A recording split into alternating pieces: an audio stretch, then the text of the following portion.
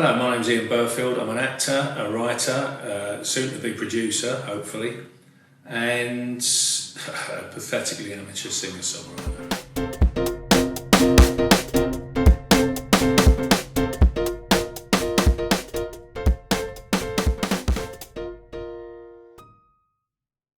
Thank you for coming today, Ian. Right. So we last did an interview in November of last year. Was it November? Yes. Jesus. A while ago now. No, not November, sorry. October 2nd. That was it. So even further back. It makes it even more of a blur. And obviously, I think only a couple of weeks ago, I re-released your interview, your first one, remastered edit. So today I wanted to talk to you about other areas of your career. So I'm going to be scanning through your IMDb page. Good luck. A little bit and just pinpointing certain roles and then making a question out of it. So it's a bit of a as you go interview. That's right. And I don't even need to look at the IMDb page because the first question I'm going to ask is about your role in Pennyworth. Do you know, I don't even know if I auditioned for it. I must have done, but it was very short and sweet, I think, on like self-tape, because we have to do these self-tapes nowadays. It was a strange one, because I was literally in and out very quickly. Hatchet Frank is a guy who's just not a nice piece of work. The great thing was, when I first met Bill Eagles, the director, it was very brief. You know, we met on set, had a little discussion, and that was it. Got on with it. He let me improvise a hell of a lot because I had to be really abusive to one of the regulars. Because we shot it over and over and over and over again. I said, look, can I just change it a little bit? He said, I got worn out after take 40 of being abusive in different ways to someone and calling them really not very nice names. And then we did a sort of half evening shoot, I think. I don't remember particularly because it was probably evening in the script and we were in darkness, of getting thrown into a load of barrels, which the stuntman did some of, but stupidly, and I should learn really at my age not to agree to doing things that hurt. Getting thrown across concrete into barrels and then getting my right hand sliced off and then running through a club with blood spurting everywhere. But Bill was really nice, but it was such a brief gig, I didn't really think about it. And of course then, October, no, just prior to that, August, because I was away for the wife's birthday, I got a phone call saying, we want you to come out and do this gig in Barcelona. I'm in Barcelona for this new series called Who is Erin Carter for Netflix, which is airing hopefully in the next few months. And it was Bill who'd rung up and said, listen, I wanted you to come out, I knew you could do the job, but the main thing was we'll have a laugh and a good time, which is kind of my priority now. You know, if I don't want to do jobs at my age where it's miserable and it's hard work, and I don't mean hard work in the sense of I don't mind hard work. I'll get my head down with the best of them, but I don't want to do a job that's unnecessarily hard work. If there's egos at play and people just can't be bothered. It was a great gig. Bill was an absolute delight. We had a laugh, jokes. I got blown up, shot up, a lot. So, it was just, and I was in the sun. I worked for 9-10 days of the month. So the rest of the time I spent wandering the streets of Barcelona in 30 degrees, I think, and being paid for it. So that was really, I mean, Pennyworth was literally I barely remember it because it was such a short hit, and you don't meet half the people. I mean, that's one of the things when you do guesting in something, you quite often don't meet a lot of people. I remember talking to Linda Henry, who plays Danny Dyer's mum in EastEnders, and she was saying there are actors who are regulars alongside her in the show that she still hasn't met after all these years because their storylines just don't coincide. Quite often people will go, what's so-and-so like? I said, I've never met him. Spent 6 months on the same shoot and never met him. It's bizarre. So, but no, Pennyworth was great. I enjoyed it. Nice crew, nice bunch of people. But I say it was so brief. You were in and out. People I did know on it prior, like Ian Burfield Davis, I just didn't see because they weren't on set at the same time. But like I think I said to you before, you try and enjoy every gig, you know, whatever the cost, whatever the levels you're working at. It's a gift of a job. There's no point in going in and not having a good time. So. Extra, extra! Civil War fired! Extra! Ravens and no names declare truce! Civil War fired! Extra, extra!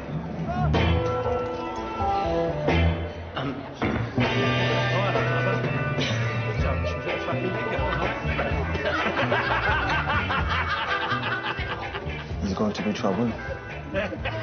That's it, Frank. I hope he tries, big nonce. How for you? Yeah, I know, mate, no trouble. Sorry. I'm trying to act sensible, but I'm on needles all the time. I don't know what to do with myself.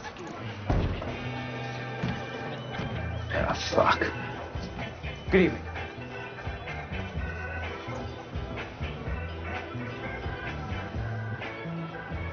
What do you want? I'm looking for my sister. Seriously? Seriously. Have you seen her? She likes this place. She hasn't been in. What about Martha Kane? Well, you mislaid her as well. They were together. They've been missing 2 days. Can't help you, sorry. Can't or won't help me? Both. I don't trust you. Never have, never will. Alfred, you know what I do. I'm a fucking spy, okay? I ask too many questions, I tell too many lies. That's my job. But you can't trust me. I could be a good friend to you. All right, I'm convinced. I trust you. You, my friend, are too cynical for your own good. You see Martha or Patricia, you ask them to give me a call. Please. Will do, Mr. Wayne. Shut your fucking noise, you prick, or I'll have your fucking balls for earrings! Right, calm down. Right, everyone stay. What's the problem? The gentleman doesn't want to pay his bill. Is that right, sir? You're the top boy, are you? You think you can handle me? I hope that won't be necessary, sir. Are you dissatisfied with the service? Yeah, the drink's piss and the food's shit. 7 bottles of our best champagne, 100 oysters. Pay the bill. Kiss my ass, you skinny puff. I've buried a dozen men that could eat you for breakfast. Get out! I'll fucking make it! Steven, yeah.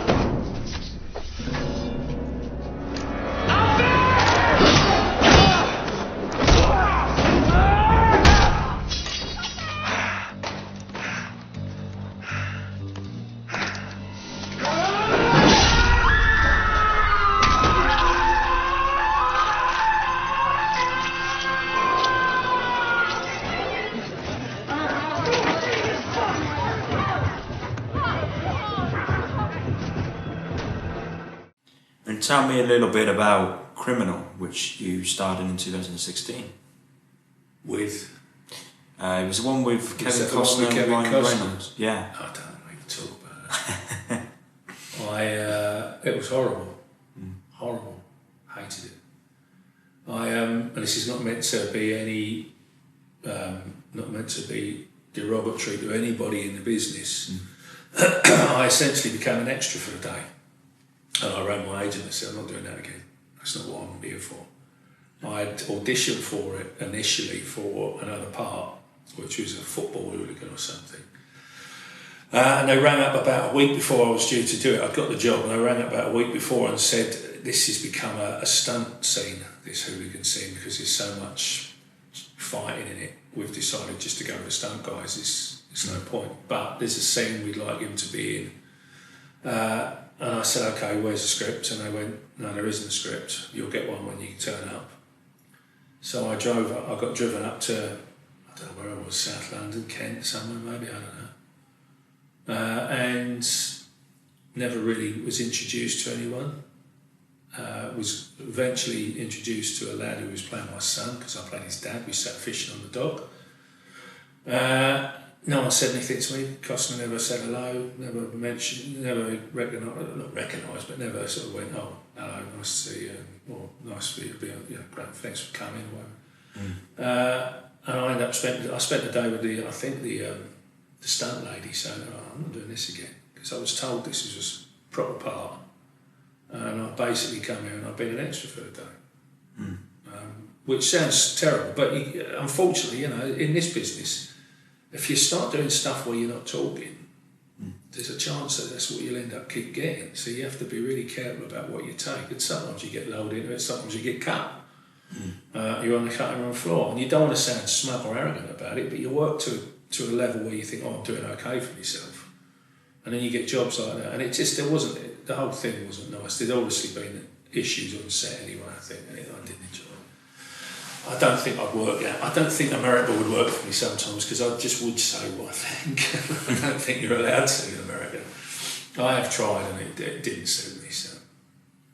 Well, you mentioned a few actors from EastEnders a moment ago, and obviously we spoke about that briefly last time.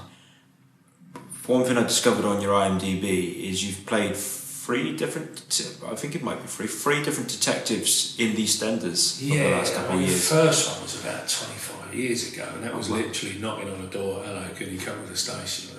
And I barely remember it. That's not because it was unrememberable, I just can't remember anything anymore.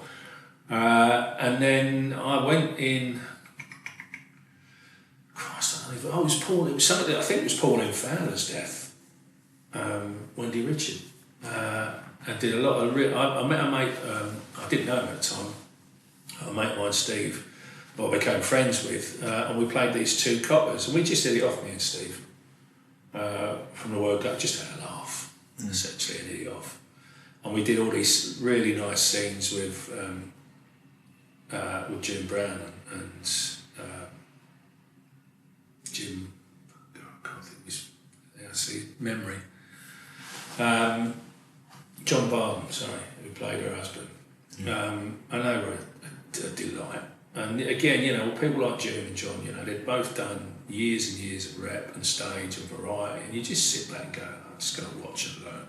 You know, if you're not, you're an idiot. If you think you're better than that, you're an idiot. You're not.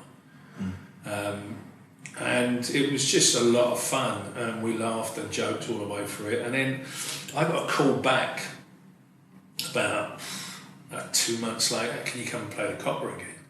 I said, yeah, and I get there, and hello, Steve's not here. So I gave Steve a bell and said, are you not on this? And he went, no, I've just done an episode. Well, okay. And anyway, they gave me this young lady to be my assistant copper. And it turned out she's a supporting artist, she has no lines, and she's trying to make her way forward. And I tried, you know, I said, look, say a line, but they get a bit cross if you give them a line, because that means they've got to pay them an actor's fee instead of a supporting artist fee. And she was great. She was really good. She had a nice presence, and that was it for so many years. And I literally, it was chance, I think. I heard that my mate Ricky Champ, who played Stuart Highway in him, had just gone into it. I rang him up and congratulated him, and he said, oh, you'd be great in this playing a copper. I said, I played one, Rick, they're not going to ask me back. And literally 2 weeks later, I got a phone call saying, will you come and play a copper for a few episodes, about 10 episodes, I think. So I rang Rick and I said, have you had a word? You know, I owe you one. He went, no, it's nothing to do with me. And it turned out it was John York who produced it. John I knew from 25 years ago from a series. John's been producing for 30 years or so. And John literally went, I thought it would suit you, you know. So I went in, and it literally spiralled from, 10 episodes to 20 to 30. I don't know how many, I think I've done about 50 or 60 altogether, but that's including the other 2 stints. I think they just changed the surnames. Yeah. I don't think they've gone overboard with it. You know, it's clearly the same copper. They just couldn't be bothered to. Yeah. But do you know what? That's a big thing for me nowadays, because I've said to people, you know, there's this terrible thing. I just did a doctor's. Had a great time. Met some really lovely people, and on Doctors, which is, the bill used to be the same. I'm sure EastEnders and the other soaps are like it. You can't go in as a different character for another 18 months unless they wanted to bring the character back.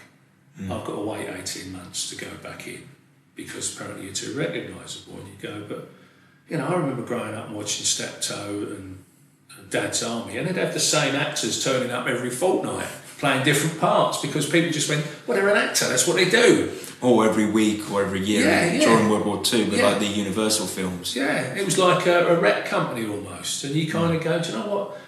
Give the audience some credit. You know, they know it's a different character. You know, you can stick a beard on someone or change them up a little bit, give them a different name. People forget, you know.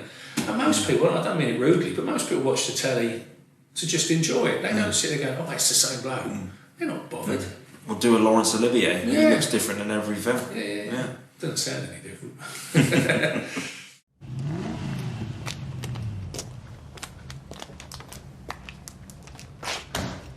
There you go, mate.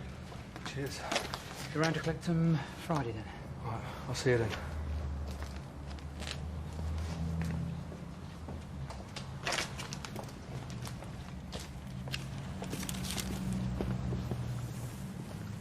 Sussex leaving the premises now.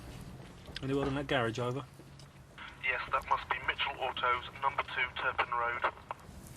Message received. Over and out.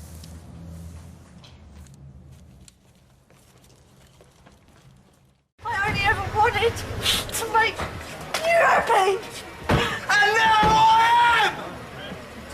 Take her away, I don't want her! It's on you, Jackson. I'm arresting you on suspicion of the murder of Brooklyn fan. You do not have to say anything to my arm your defence. If you fail to mention when questioned something you'll later rely on in court, anything you do say may be given in evidence. Rebecca, baby, everything's gonna be alright, darling.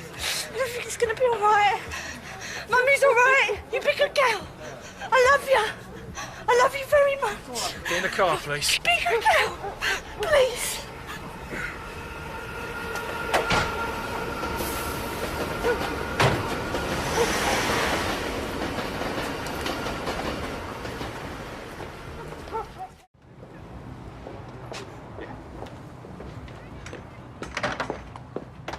Why ain't Gray in the back of the police car? I spoke to him. You didn't tell me they had a premature baby. No wonder she's struggling. Well, what's that got to do with anything? And you've got no evidence of anything else. Nothing I can take her to the CPS. I mean, they haven't even had a single report of shouting coming from that house. You've been so worried about Chelsea for weeks. Why are you only coming forward now? Look, he killed her, okay? I'm telling you, he killed Chantel. Whatever vendetta you got against Gray A vendetta? He told me someone kicked off at his wedding. The stress may have triggered Chelsea's labour. Didn't take me long to put two and two together. I was just trying to stop her from marrying him. Oh, yeah? Why's that? Take him for yourself? Excuse me? Why? What's he said to you? Look, Chelsea hasn't raised any concerns with us. No. But did Chantel? No, I didn't think so, and that is exactly what happened with me and Leo. I told you, lot, that he was stalking me and everything, and look what happened there. Why don't you ever just believe women? Look, you need to stop this obsession, okay? Otherwise, you're going to find yourself in serious trouble.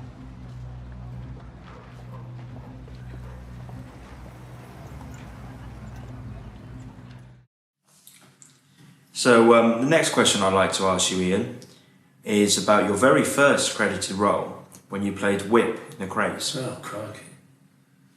Was that 1989, 1990? 1990, yeah. Before you were born. Yeah. 11 years before. Yeah, thanks. What do you want to know? What was it like playing that role? Vague. It really was. It was, again, I think I just met them very briefly. I was seeing everybody and anyone in London. And managed to get cast in it. And I had a reasonable sized part. I thought, oh, this is good, first job. Good 5 or 6 scenes, about 100 lines. Not that you should count it by that, but of course you want to do something. You want to be involved. And I got there to discover that I'd been left with 2 lines. And I was one of the few, in all honesty, I was one of the few trained actors there. A lot of them were ex-boxers, DJs, people who'd just come into the business via someone that they knew and were looking at.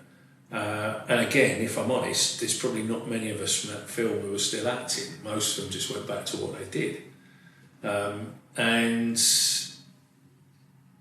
I rang my agent afterwards and she said, how'd it go? And I had to read through it. And I went, I've been left with 2 lines. I've been had about 100. And she said, well, where have they gone? I said, they seem to have scattered them amongst the gang. They've all suddenly got more to do and say than they initially had. And I remember speaking to one of the guys and saying, who I think was a DJ in reality, and he said, I just rang the agent and said I want more lines. And the ethos of the whole thing seemed to be, oh, well, that's all right, we'll just give you someone else's lines. So I enjoyed it. The money was good, and again, you shouldn't think about that. You've got to make a living. I got to work alongside, albeit briefly, with what was it? Billy. You'll have to look it up. Yeah, well, check. It's terrible having a 58-year-old memory. I can't remember a thing anymore.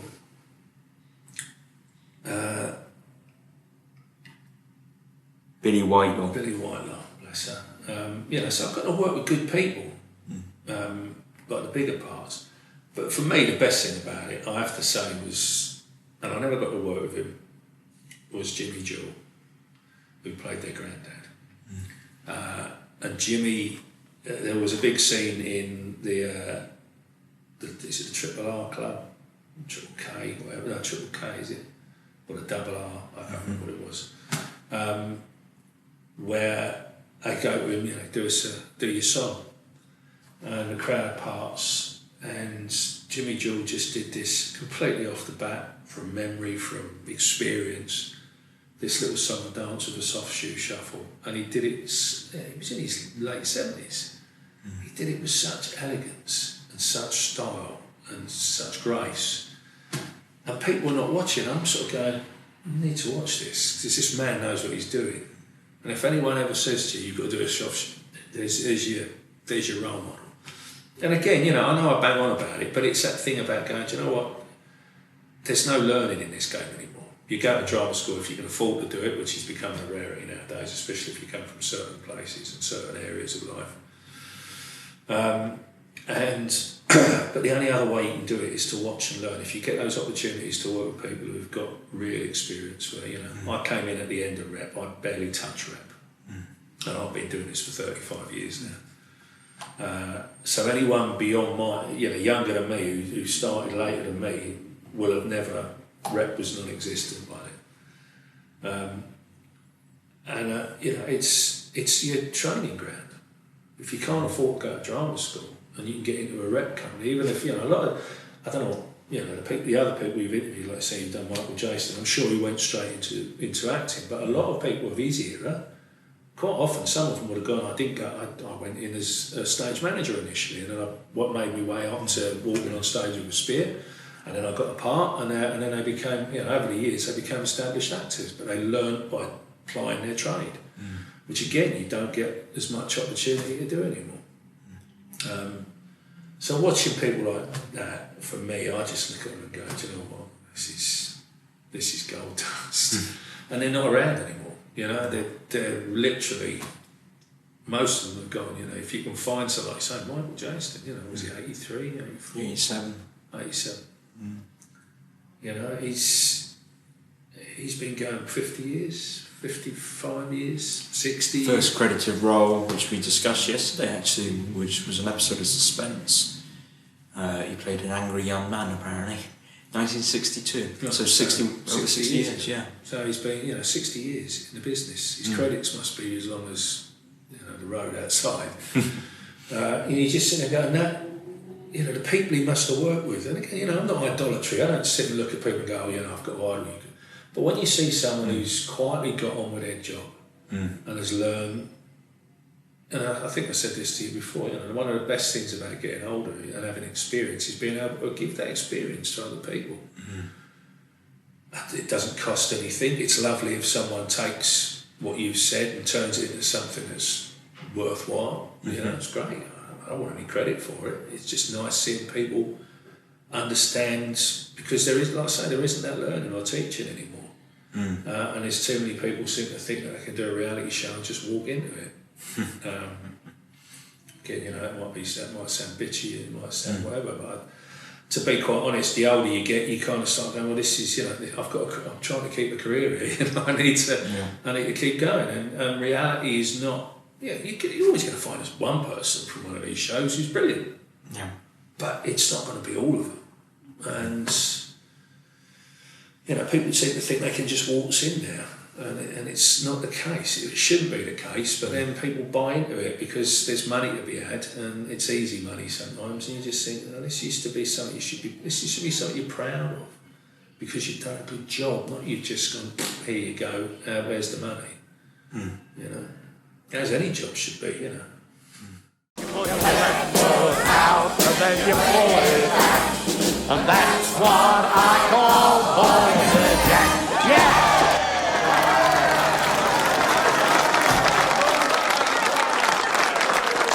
Good evening, everybody.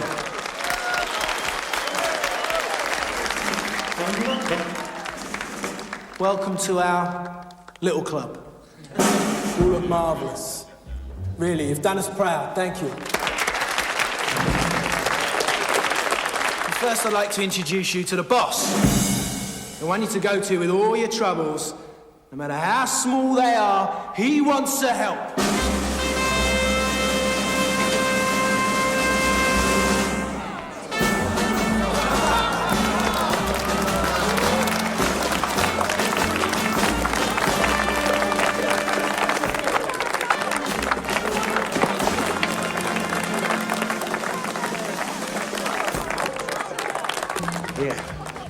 Hope everything comes out all right.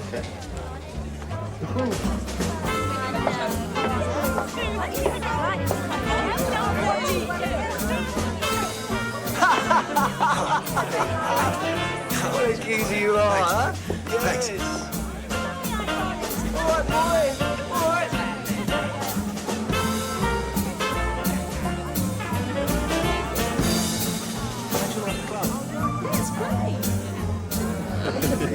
What'd you say? Me? Nothing. Yes, you did. You called me something. What'd you call me? Nothing. Honestly, I didn't say a word. Call me a boy? No, I didn't say nothing. Rinker! Boy? Is this all the work of a fucking boy? Excuse me. Leave it out, all right? It's a private thing. What are you talking about?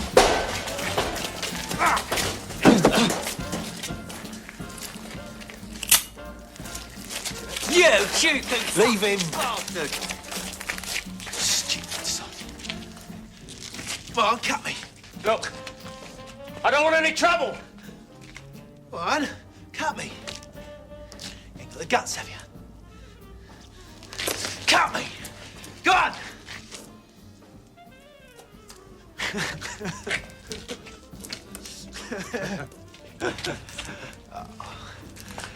Come on, there's no need for violence. Look, we're acting like a bunch of kids here. Stupid. Let's just forget the whole thing, eh?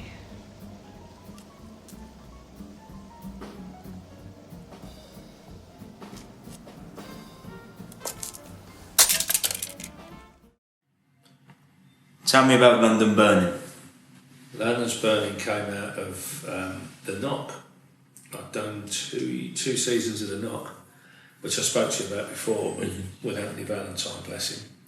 And just out of the blue, there was this new character, sort of semi-regular. There was a new fire lady coming up, firefighter, you have to say now, apparently, you can't say anything else, coming into a female, and they wanted a bastard to play the husband, who was a former firefighter himself, and he'd had something happen to his leg.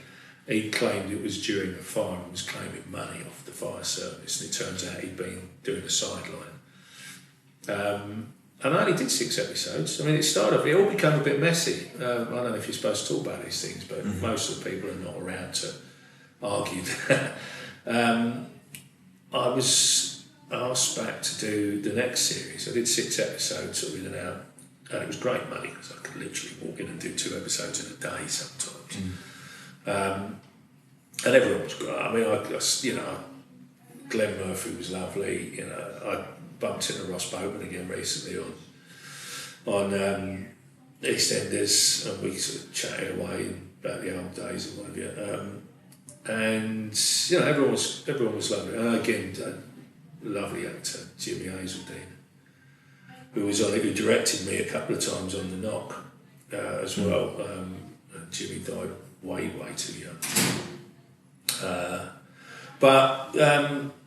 Yeah, they brought me in to do that, and it really wasn't much at all. You know, it was a nice little guest run, and they said we want to bring him back for a second series or a second run, and I had nothing else on. And then something weird happened. I literally, my agent Caroline, you know, who I'm still with, but Caroline's not here anymore, rang me up and said they're being a bit funny about the money. I said, what do you mean? She said, well, we've asked for a little bit more. It's the second series, it's been a success, blah, blah, blah. Then, you know, and that's business. Especially in this business, you get a first series. I mean, it wasn't the first series of Burning, it was about 5 or 6 in, I think, by that point. But the fact was that, you know, they'd introduced new characters, they'd been successful, blah, blah, blah. Anyway, so I said, well, no, it's not my business to sort the money out. It's nothing to do with me, that's why you have an agent. And she ran up and she said they're being really funny about it. I said, well. Next thing I know, she's had an argument with Carsten, who she was old friends with. I won't mention any more names in case they are still around, but I know some of them are not. But they'd had a big flare up. And then I got the producers on the phone ringing me up and going, what are you doing? I said, well, we've just asked for a pay rise. That's business, you know. It's not. It wasn't massive. I wasn't asking for the earth. Then I get Carsten on the phone saying, what are you doing? I said, I don't want to talk about this because it's not my job. My job is just to come and do the job. And we went out one day, me and the wife and the kids. I think we got home about 5 o'clock, pulled up on the curb, and there's a courier with his crash helmet on, sitting on my doorstep, literally sitting there with a letter. And I said, what are you doing? He said, I've been told I've got to hand it to you. And I said, this is nuts. So I've taken it off, and walked inside, opened the letter, and it's this letter from the producers saying, we need to sort this out. I thought, why are you contacting me? This has got nothing. I don't do the business side of things. That's not my job. So I called Caroline. She said, well, give them a call. If they want to play it like this, give them a call. So I had a 20-minute conversation, and I'd been really close to the producers because the characters in The Knock had been really successful. We'd got really lucky with those. You'd have been a fool to make a mess of them.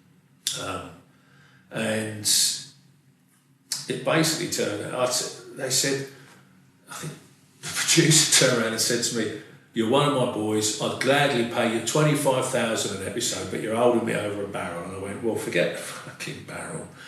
Just pay me 25 grand an episode. And he went, I said, I'm joking. I mean, it was nothing what we were asking for. It was just a little pay rise to reflect the fact that people like the character. And the next day they replaced me with another actor. So you go, well, fine. You live and learn. You know, you can't worry about these things. You can't look back at it and go, it's just one of those things, you know. And I've never cultivated any kind of reputation that's trying to be nasty or awkward or difficult. I say, you know, and I don't want to beat myself up. You try and go in and just have fun and do your job and make people relaxed and have a laugh. And again, it's a gift of a job. Why would you want to make it difficult for yourself?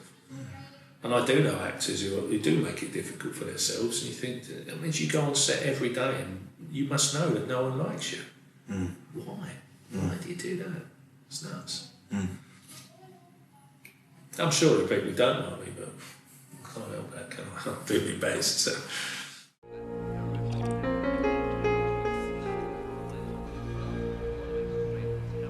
Say they cut the budget again. What budget? For gays. They're cutting millions from the budget. Yeah, I heard about that. Yeah? Some stations cut to one appliance, reduce personnel. You're going to be out of a job, darling. I will be if I don't make a move. Oh, yeah. You're in charge today, aren't you? Big day, you nervous? Yeah, I'm quaking in my boots. Yeah, well, don't forget what I told you. Don't let them give you any shit. You're going to lead a group of men, and you've got to be tough, decisive. Otherwise, they're going to run rings round you.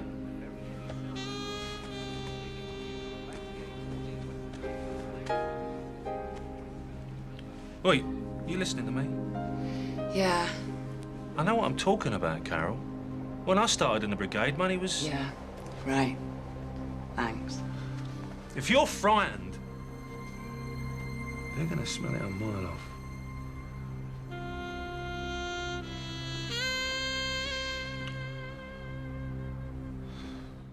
Tell me about City Central, where you played Detective Sergeant Ray Pickering. Yeah, that came probably not long after Burning. I think, to be honest, I mean, really not that long. I think it was probably something that we were looking at the time. Well, that makes me sound like looking at the possibility of getting an audition for it. And I wasn't right for it, really. I read for it a couple of times up at the BBC. Kept getting invited back for some reason. And they paired me up with Ray Stevenson at one point, who me and Ray were in it together. And we read together a couple of times, and they were still unsure about me. They were looking for someone younger and prettier, in all honesty, because he was supposed to be the sort of Lothario of and a bit of an outcast, one with the ladies. And, you know, that's not really me at all. And I wouldn't consider myself, and I don't mean it in a humble way, you know, I'm an average looking bloke. It bothers me not a job, but, you know, I'm not Brad Pitt, I'm not George Clooney. And they kept pushing. I think they brought Kate Gartside in at one point as well to work with me and Ray, because she then appeared in it, and we were like the three CID coppers. And it went on for a couple of weeks. And then Caroline rang up and said, "You got it?" I said, "Oh, okay." Shot up to Manchester, we started shooting it. A lot of fun, good, great cast.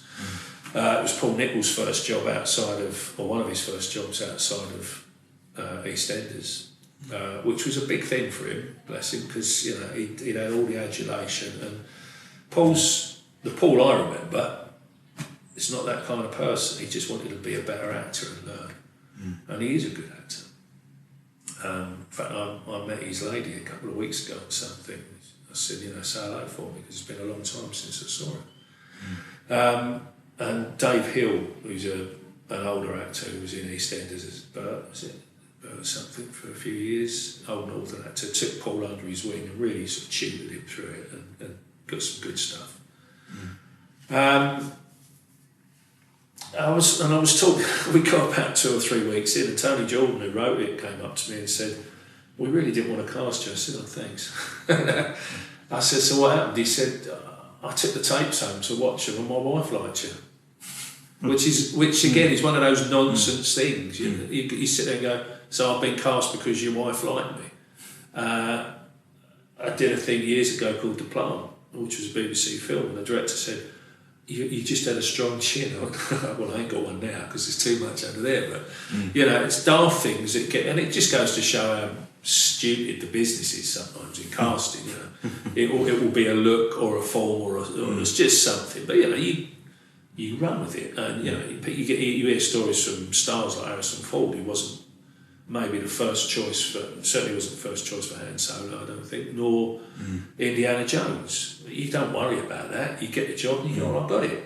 Other people didn't, you know. That's the way it goes. So no point in analysing it and whatever. You just got it. So, and it was a good gig, good couple of years. And I was told at one point I was supposed to be doing a third series, and I met with the producers and they said, "We want you back for a third series." And then suddenly it changed and they decided to go in a different direction. So they lost me, Kate and Ray. I don't know if there were any other politics involved. It's nothing to do with me at the end of the day. You just go, "Well, that was it." Good fun. Worked with some great people. Yeah, you know, Ray's gone on to stuff in Hollywood. Ashley Jensen was in it, who's doing great stuff. And just good, solid TV actors who, you know, and sometimes you don't get the rewards they deserve, because that's the business, unfortunately. But, you know, it sounds awful. You can only have a look after yourself in this game, because it'll eat you up, spit you out otherwise. And you can't get caught up in it too much. You just think, "Oh, look, I'll do what I need to do to get by." And if you can help people along the way, great, you do it. You know, you try to put people forward for stuff if you know stuff's happening, and you've got mates who are good at what they do. But ultimately, again, you know, like any job, bottom line is you kind of have to look out for yourself. Otherwise, you're just going to be out of it. But no, it was a great.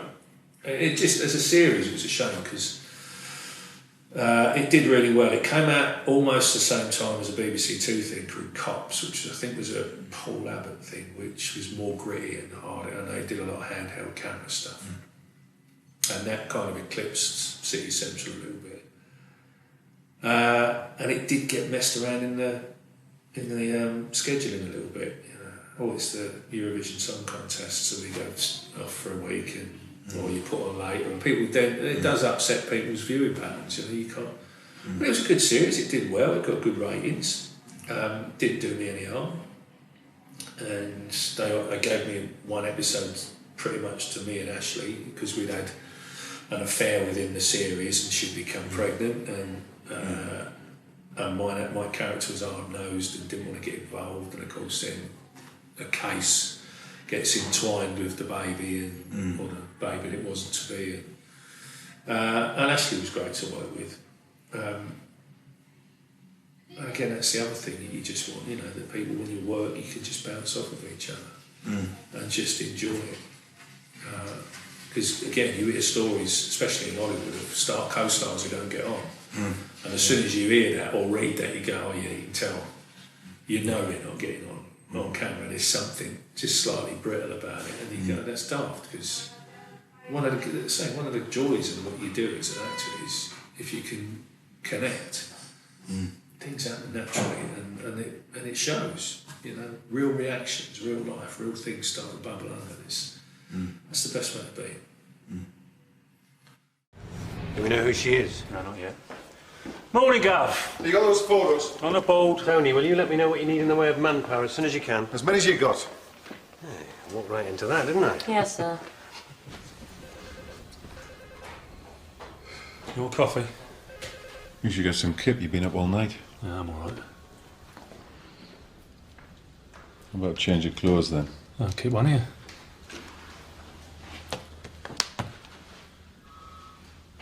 What do you reckon? 19? Yeah. What's that? Coffee.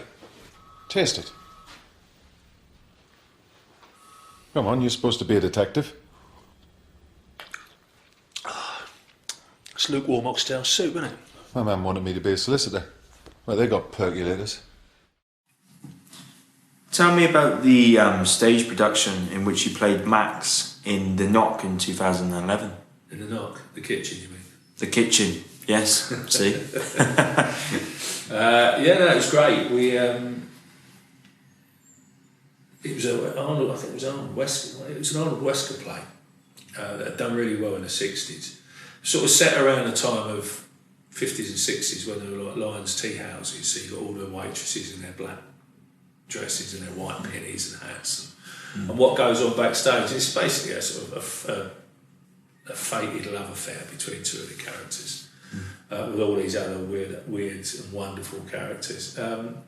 It's a strange play because the first act, it's only a 2-act, the first act it ends on such a high. It's like a ballet, the first act. The second act is good, but it just doesn't hit the same heights. Wesker came in to see it and enjoyed it. It was directed by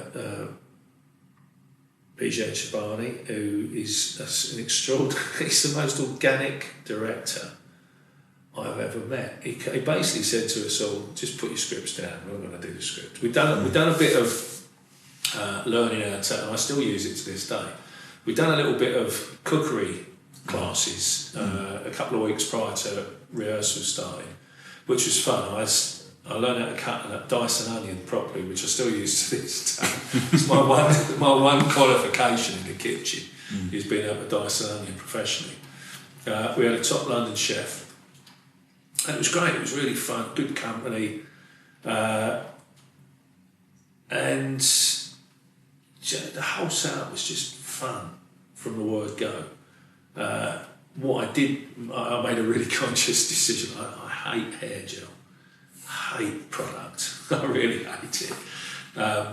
So I shaved my head for it, and everyone else was sort of, because it was set at a certain period, we were having to put hair gel and DAs and Teddy Boy cut, and I went, no, sorry. So I just shaved my head.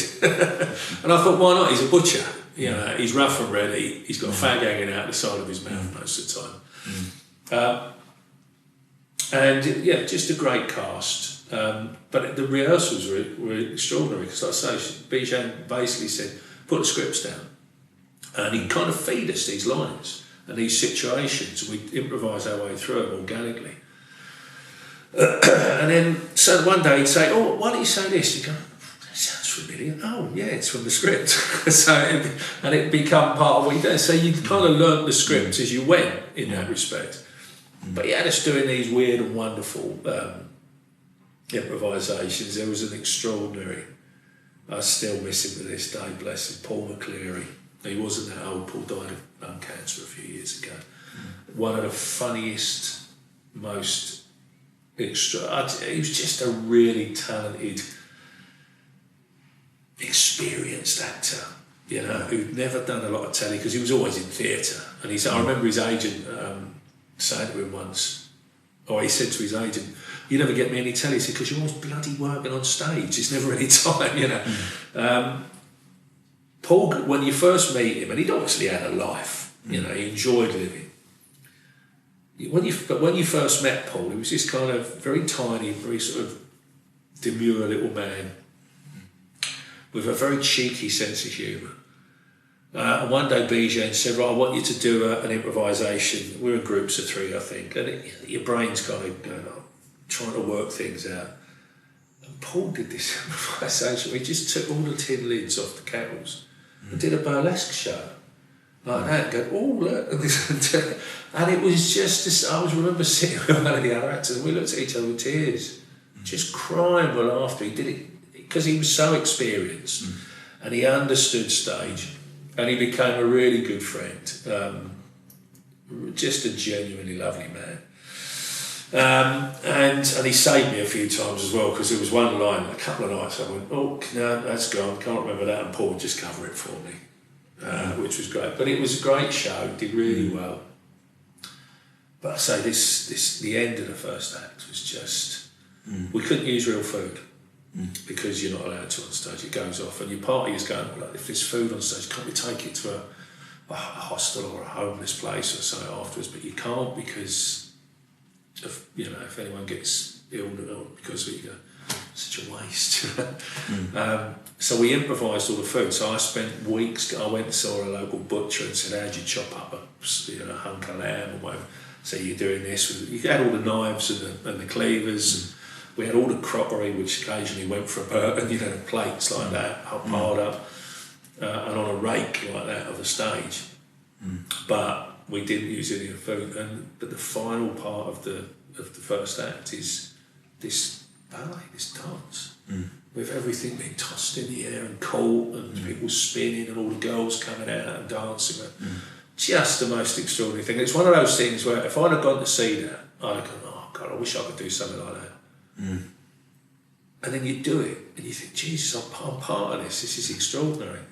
The hardest part was there were 3 of us, myself. I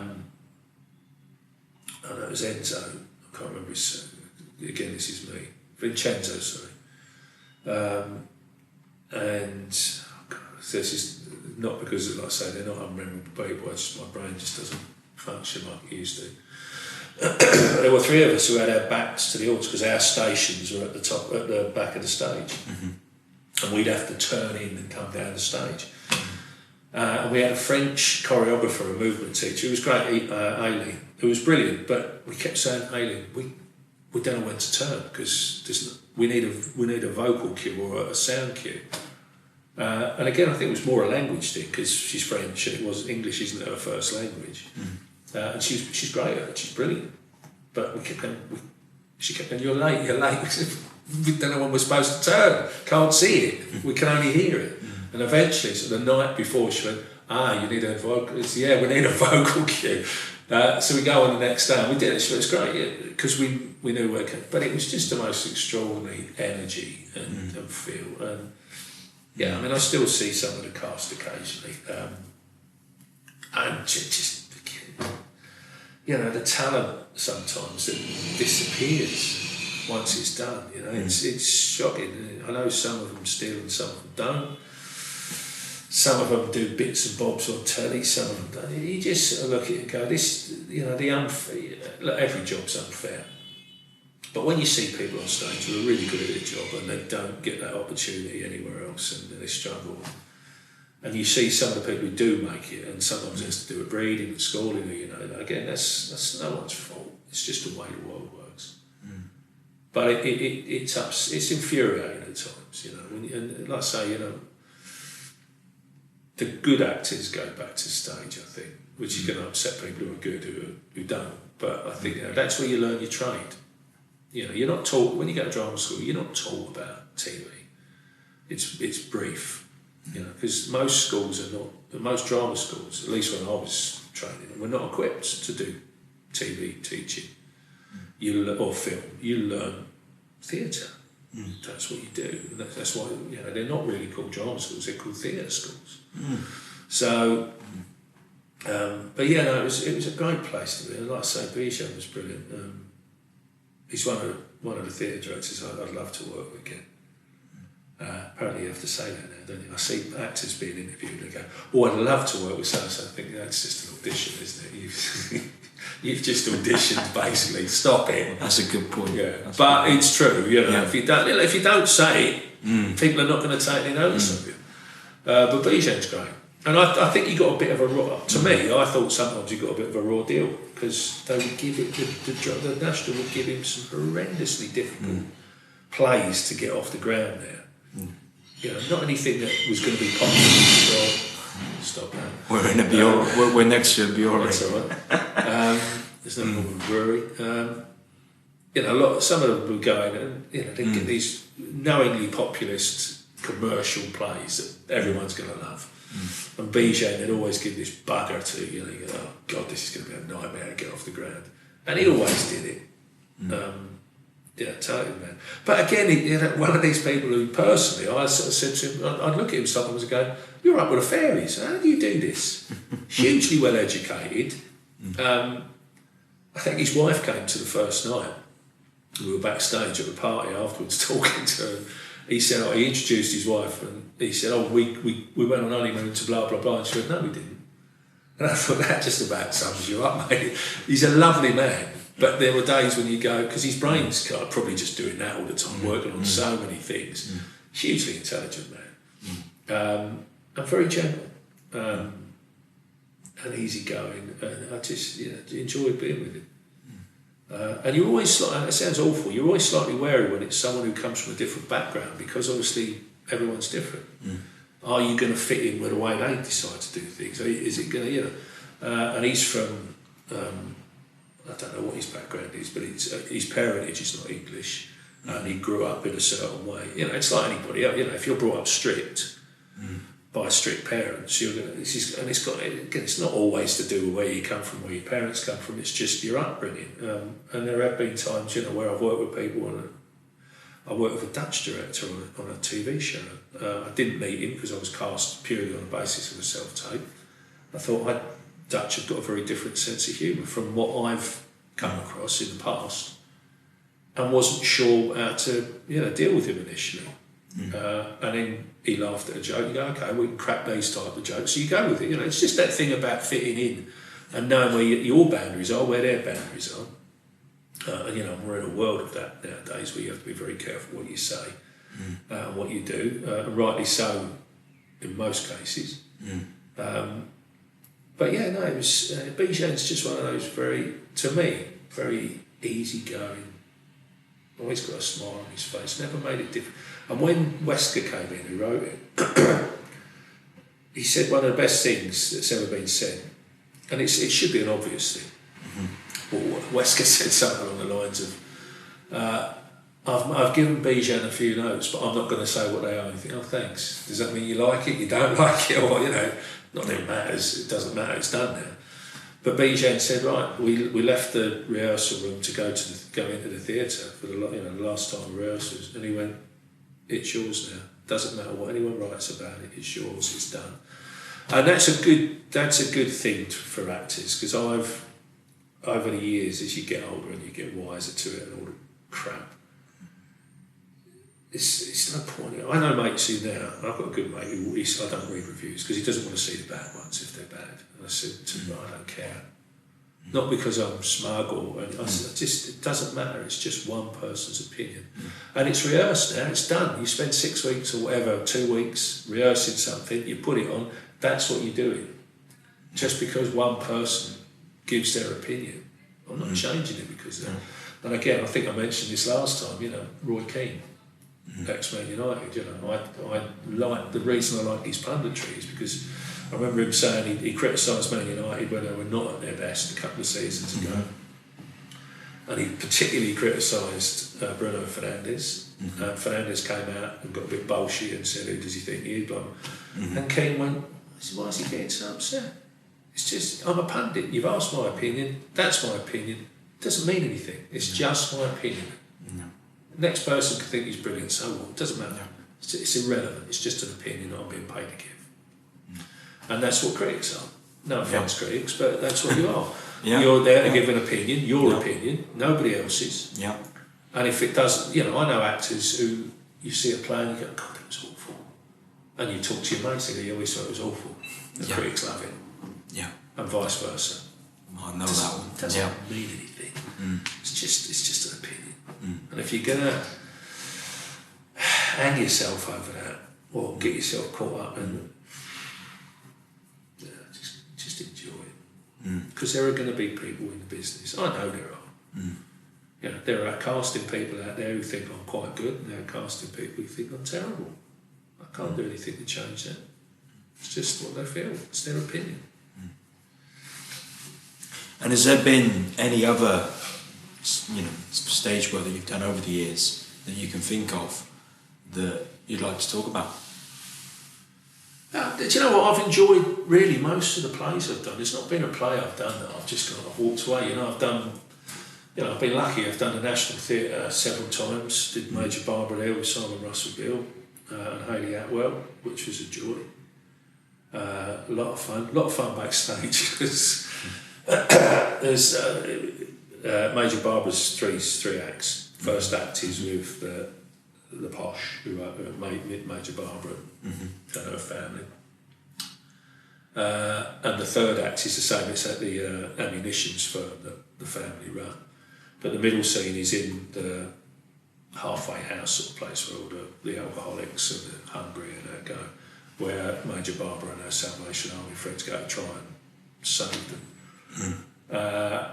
And there was me, Paul Anderson from Peaky Blinders, Patrick Drury, who's a fantastic actor who's been Father Ted, and several other. And it was great because we just did the middle scene. So we then finish it and go backstage and get the bottle of wine ready and start having a drink because we had we thought, well, we can start now, we can have a drink. But myself, Paul and Richard Shanks invented this game, I forget what we called it. We found one of those spiky balls and we got one of those shoe holders, you know, the things you hang up with all the different compartments. And it was stupid, it was so stupid, but we started playing this thing where we'd bet each other on what scores, bouncing the ball off, and of course it wouldn't always stay in the compartments, it would bounce out because we were only on the door. And it became a thing, people were joining us, it was like this competition almost. And we'd go mad for it, we'd spend every night playing this thing after we'd finished. But it was again, a really nice experience, lovely company. Working with Nick Eitner, who I said to Simon, Nick's previous show had been, again, brains gone. There was a director, a famous English director who passed away very young, and he was, I think it was Rob something, I can't remember. He was Nick's best friend, Nick Eitner's best friend, and he'd taken over the reins of the play that this guy was directing. And it had been difficult, obviously, because he'd lost his best friend and there were problems with the directing, and it just wasn't conducive, apparently. And I think Simon had been in it, and he said it wasn't a great experience. It couldn't have been more relaxed, this. We had a 9-week rehearsal, it's nuts. We had a 9-week rehearsal. And there was a point, literally, we got to about week 8, and I looked at Nick and went, when are we doing this? He said, next week. I went, are we ready? Because it had been so relaxed, so relaxed. And that was down to him. That was down to him more than anything else. He was in a good place. Very courteous, very polite, very genial man. Getting him and Simon, the brains of it. I kind of try. I can put my head over someone's shoulder and do a couple of cryptic crossword clues, but I have to have a few things in place, you know. And I'd do it with Simon sometimes. We'd meet up at lunch, and I'd come in at lunch, and I'd go, oh, crossword. He said, yeah. I said, oh, that's, oh, yeah, okay. I remember coming, because Simon, when he's working there, he doesn't live that far away. He would almost live there. And I remember coming into breakfast early one morning, and Simon was already there. And he said, I said hello, and Nick, as I was getting served, Nick came and sat near him, and so I said hello to both of them, and I sat a few chairs down, and Simon went, oh, you can join us. No, you're having a conversation, it's fine, you know. And I had this conversation, and when Nick left, Simon said, oh, you could have come over. I said, I didn't have a clue what you were talking about. It was so up there. I said, I'd have just sat there scratching my head. I said, that was part of the reason I didn't join. I didn't want to look at all. I'm going to look a real idiot. Because I had no idea what they were talking about. They're so educated. But yeah, that was a good gig. What else did I do? My first big gig was there, really. I mean, I'd done a couple of plays. I did Ian McKellen's Richard III. I was, I think, second or third cast. Talking 1992, 91, 92. And it was to sort of try and keep it going. It was going to go off on a tour, and I wanted to keep it going, but it wasn't going to run all the time, because obviously that is in rep there. You alternate plays. And we did another play called Napoli Milionario, which is an Italian play by Di Filippo. There's an old, he's not with us, they're all dying out. Peter Tenniswood, who'd been a TV comic writer, and he'd written plays as well. Just a lovely man, and gosh, I sound really gushing, but they are nice people. You know, if you meet the real people, they're nice people. You meet a lot of bullshitters, but you meet some nice people as well. And Peter was one of those people. And he adapted it, because it was initially supposed to be. It's written, because he's an Italian writer. It was written. Set on the Italian docks during the black marketeering of the Second World War, and they didn't want a load of cod Italian accents. So Peter adapted it and set it on the Liverpool docks of the Second World War. So we had a lot of Liverpoolian cod accents. Great play, a lot of fun. Good, again, great cast. Mark Strong was there, Pete Sullivan, Phil McKee. Claire Higgins, McKellen, and you know, just fun to do. And then we went off to a little tour with Richard III around the country, and I was supposedly going to go on the American tour with Richard III. And I did this really, not stupid, I didn't think it was stupid. I just put my head round the door of casting one day and said, if we go, if there's a better part available, could I be considered for it? And they went, yeah. So we're expecting our second son at the time, and I got a phone call from the agent saying, you're not going. I said, oh, why is that? They said, you didn't want to go in the part with. I said, no, I didn't say that. I said, if there was a better part to go with, I'd love to do it, but I didn't say I didn't want to go. But obviously wires had been crossed. And literally 3 or 4 weeks into the tour, the guy who'd taken over from me had to come home because of personal reasons. So I ended up flying out there anyway. And again, you know, I got to see a lot of America and get paid good money for it. You know, it's great.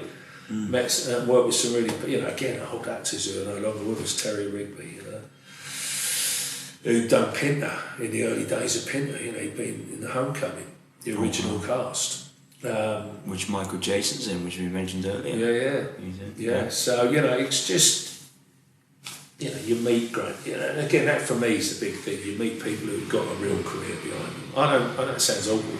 I've had a good career, but I don't consider myself as having had the career that those people have had. Because they did stuff that, you know, because the work was there. It's not like it was now. But yes, you know, those jobs have been great. Blessing Peter Tinniswood, I went to, where was it? Oh, Bristol Old Vic to do Streetcar, which again was a lot of fun. With Andy Hay directing, and Tara Fitzgerald playing Blanche, and I got a call one day saying, "Oh, there's a gig." It was to do with the theatre. They wanted people to go down and support something, and it was just this reading, I think, or this little get together of a play that they were trying to produce, and it had been written by Peter Tinniswood, and he was there, and he was ill. He had throat cancer. So this sounds really morbid. But his wife came over to me because he couldn't speak by this point. She kind of knew what he was saying, so she... and she said, "Oh, Peter, I'd like to say hello." I said, "God, I'm amazed he remembers me," because I didn't have a lot to do, you know. And he just had one of those memories, bless him, and he came over, and he was such a sweet man. Really was. Genuinely sweet man who cared about people. And talented as well, you know. So... yeah, I've been lucky. I've done a lot of good plays with a lot of good people, and I've just been, you know, one of the pawns, really. I just chug along and do what I have to do to fit in, and why not? You know, can't please everyone. And the last thing I'd like to ask you today, Ian, is would there be any further advice you would offer to anybody that wants to go into this industry? Again, as we said before, you've got to love what you do, because it always sounds so negative, and I don't want to be negative. It's not the business it was. The money is not always there like it was, you know, again, because of cutbacks. I don't know if I said this last time, and I don't want to let this government off the hook, because they're arseholes. Sorry, Boris and co, but you are. But we earn a lot. This business makes a good profit every year. A lot of money every year. So to a degree I can understand the government sitting there and going, "Well, why are we giving you money when you make so much every year?" But you want to say it, but you're not looking at the big picture. The fact is, most of that money is made by film, and that's American money coming in and people using our people and filming a pint or whatever. Telly will make a little bit of money, but not anywhere near what films make. And of course, unless it's West End, most of the theatre in this country, and you know, we've got Oldham Coliseum closing down. It won't be the first or the last. That's not being funded, and that's where people go who are local to those theatres to see their theatre, and that's why actors should tour. I don't care who you are, you should tour, because if you've got a fan base, not all of them are in London, and not all of them can afford to go and see you. So. My attitude to that a little bit is, again, the government should be helping until it becomes completely self-sufficient. But I do worry that when I was a kid, I might have said this last time, when I was a kid, if you watch Play for the Day, BBC One, on a Monday or a Tuesday night, and if, let's say Derek Jacobi was in something, and he happened at the same time to be doing something at the RSC. At the end of the play on the BBC, the voiceover would come over and say, "Derek Jacobi appears courtesy of the RSC." So you'd make a connection. And as I said, you know, you reminded me just now, I've had a director or producer from telly come and see a play. He didn't know I was in it, he just, and we worked together recently, went, "I didn't know you did theatre." And you go, what do you think I do? Now, if those... Let's just say, for instance, I know, look, it's not people's obligation or duty to do it, but as a group of people, as a group of creatives, if we make a massive profit in film, would it hurt film to look down and go, "Do you know what? We can afford," and they'll get a tax dodge anyway out of it. We can put money, you know, not a huge amount, but let's say we said like 20 million, which is a cough and a spit to what they're making, and we put that into 4 or 5, maybe 6, 7, even 10 theatre companies. And also, what we'll do is we'll go and see what our money's doing. And the benefit of that will be you'll discover new actors who have gone through proper training, not just appeared on a reality show or whatever. They've gone through the real training and they've trained to go on stage, and you might discover some new stars. You'll keep those theatres alive. It's just become exclusive. It should be inclusive, the whole thing. Film and TV and theatre shouldn't be exclusive with each other. That's a big problem, I think. So they get say like the money's not there, but I said it before. Who they coming from? This happened last time, didn't it? Actually,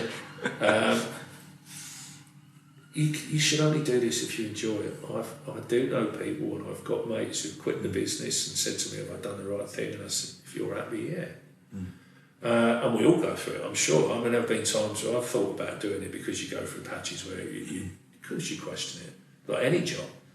Is this working out? Am I doing the right thing? Why am I skinned still? You know? But you carry on. But you choose the vehicle, you choose the road. You don't have to do it. You do it because you love it. And that's the only reason you do it. And I know I've spoke about money and getting well paid sometimes and other times not. It really isn't that's not really what you think about. You just want to do a job that floats your boat. And it is that creative thing. You just want to do something that you've been creative with. And that only comes out of a love of doing it. You don't, even now, although, again, like I say, I have to make a living, I've got to make money. And if it's a well-paid job, great. I don't have to worry for a couple of months, but I don't really think about that. I genuinely don't. That's my agent's side of things. She'll go, we've got you, fine. And of course she said, "Oh, great, that means I can take a week out here and I'll go on holiday, maybe I can go and see my grandkids or whatever, But I don't really think about that. I'm terrible with money anyway, I hate this stuff. You do it because you love doing it, and that's, it's an old cliche, and actors take, you do Q&As in theatres, but it's the truth. Don't do this if you want to be a star. Don't do it if you want to be the big I am. Do it because you love doing it. And do jobs that you don't necessarily think you're going to love, because you might discover something about yourself that you didn't know. In retrospect, I don't. Again, there's nothing attached to this. I've noticed over the last few years, I'm considered a TV actor because I've been lucky and fortunate. I've done a lot of television. I love doing theatre. I've been trained with it. I don't get offered theatre that often. I don't know why. I think probably, there's always that thing that people might go, well, there's plenty of theatre actors out there, we don't need you coming in and taking money off us. That might be part of it. It might be that they think that you're going to want more money because you're used to a different wage. But I've noticed, I do think there's an element nowadays, because I've got mates who work predominantly in theatre who literally go from one job to the next. And there's a loyalty there. Sometimes they don't. And I think that happens more in theatre. I think there's more of it's more of a community because it's not as financial based. People do it for that sheer love of doing it. And most of the good actors will come from theatre.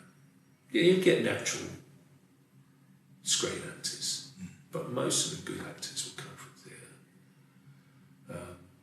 It's really just do it because you love doing it. And if you become a star, great. Good for you. And I mean that, genuinely. Good for you. It's a massive bonus. But again, I've got mates who it eats up and spits them out. You can't be like that. You've just got to find a way. People. I was talking to someone a couple of days ago. It was the lady who runs our choir, Lizzie.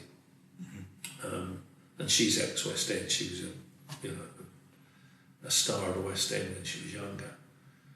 And she said, you're quite good because you do try, and I don't think I do enough, but I go and sing with the choir.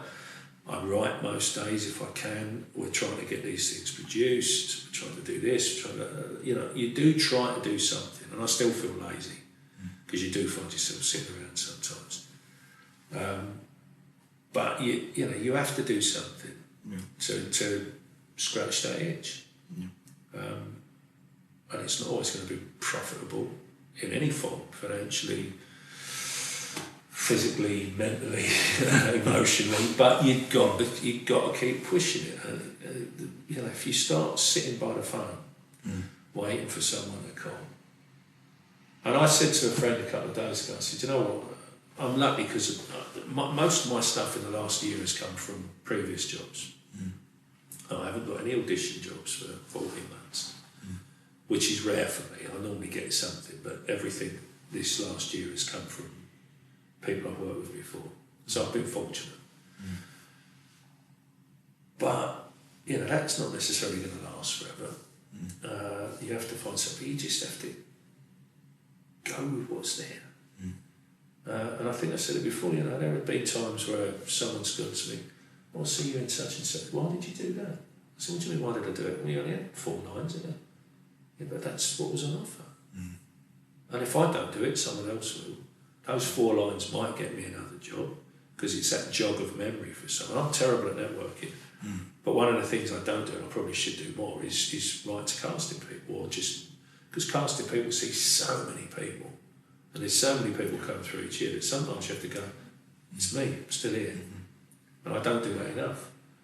I'm having to learn to do that at a slightly senior age. But at the same time, part of you goes, well, you know, I've been around a long time. Should I have to do this? Yeah, I suppose you have to.